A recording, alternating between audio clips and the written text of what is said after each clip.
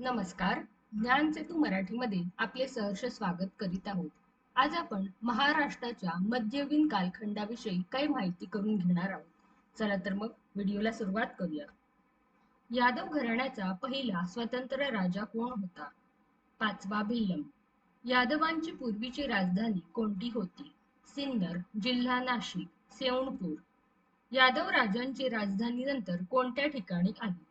देवगिरी, जिल्हा छत्रपती संभाजीनगर. देवगिरी येथे आपली राजधानी कोणत्या यादव राजाने स्थापली? पाचवा भिल्लम. कल्याणीच्या चालुक्यांचा पराभव कोणी केला? पाचवा भिल्लम. ज्योतिष आणि संगीत यांना उदार आश्रय देणारा यादव राजा कोणता? सिंघल. यादव घराण्याचे संस्थापक कोण होते? द्रुध प्रहार. गोव्याचे कोणते राजे यादवांचे मांडलिक होते? कदंब. यादवांनी कोणत्या राजांचा सागरी युद्धात पराभव केला? शिलाहार. हेमाद्री हा रामचंद्र यादवांच्या काळामध्ये कोण होता? पंतप्रधान. हेमाद्री पंथाच्या काळात बांधलेली मंदिरे पुढील काळात कोणती शैली म्हणून प्रसिद्ध झाली? हेमाडपंथी. कोणत्या भारतीय राजांनी यादवांचा पराभव केला? कर्नाटकातील होयसळ. कोणाच्या स्वारीमुळे यादव साम्राज्य खिळखिळे झाले? अल्लाउद्दीन खिलजी. अल्लाउद्दीनच्या कोणत्या सेनापतीने देवगिरीवर पुन्हा हल्ला करून यादवांना धक्का दिला? मलिक काफूर. शंकरदेव आणि हरपालदेव या शेवटच्या राजांची हत्या कोणी केली? अल्लाउद्दीन खिलजी. चक्रधरांचा कोणता पंथ यादव काळात उदयास आला? महानुभव पंथ.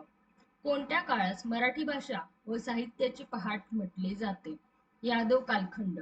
दक्षिण भारतावर लष्करी मोहिमा करून सुलतानशाहीचा दक्षिणेत विस्तार कोणी केला?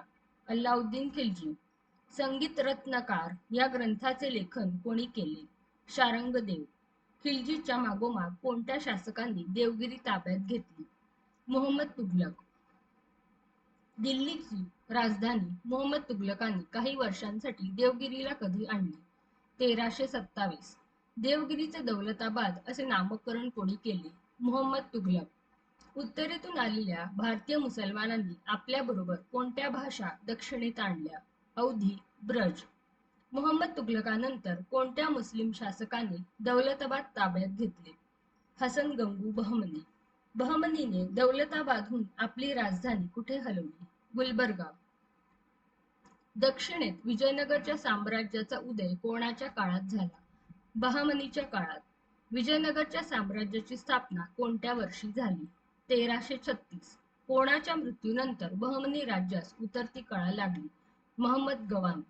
अहमदनगरची सत्ता कोणत्या नावाने ओळखली जाते? निजामशाही. कुतुबशाहीचे मुख्य ठिकाण कोणते होते? गोलकोंडा. आपणास हा व्हिडिओ आवडला असेल तर व्हिडिओला लाईक करा, शेअर करा आणि सबस्क्राईब करा. धन्यवाद.